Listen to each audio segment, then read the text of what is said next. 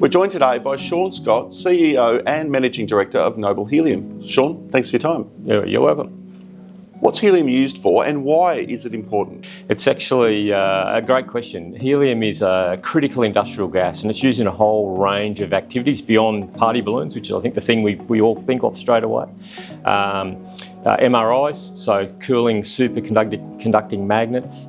It's used in obviously lifting applications, rocket launches. You'd be amazed that SpaceX did 128 rocket launches last year. And there's a few other companies that also launch rockets. They're quite important in that. But the big growth driver more recently is it's used in the manufacture of semiconductors.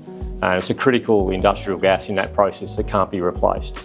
And the thing that's important about it is that while it's a relatively small part of their cost base, it's actually so fundamental to the process that without it they can't do anything. So it's a great position to be in. What about the market? What is the market for helium currently and what's it predicted to be going forward?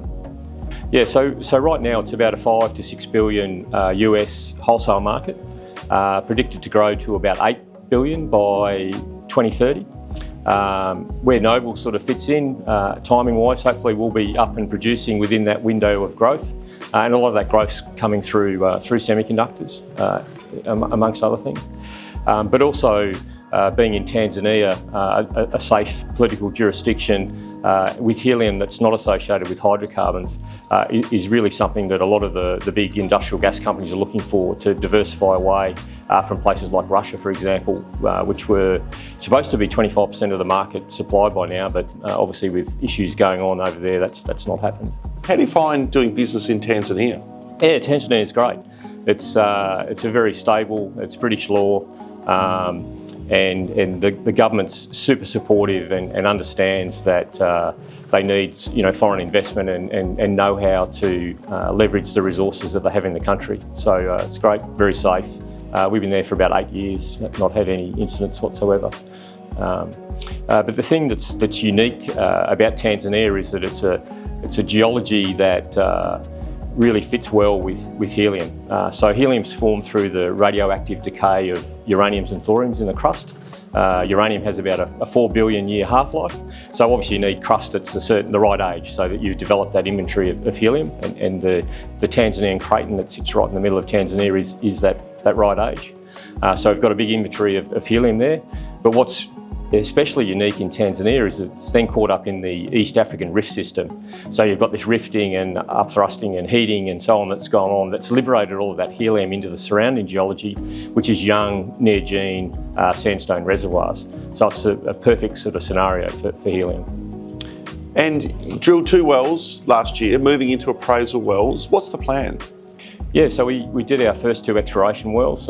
Just tested the top part of the basin, found good helium concentrations, identified a gas cap at the top of the first well, top of the structure. Unfortunately, the way we were set up to drill, we weren't able to test that at the time. So that's our primary sort of target in the next dry season. Go back, flow test that with a view to moving quickly to try and monetise that. And where to from here? What should investors be focusing on from Noble over the next 6 to 12 months? Yeah, I mean, definitely the results out of the flow test. We're talking to offtake partners who are very interested in taking that helium. Once we get some successful flow tests from that, we'll then be looking to try and finalise an arrangement with them.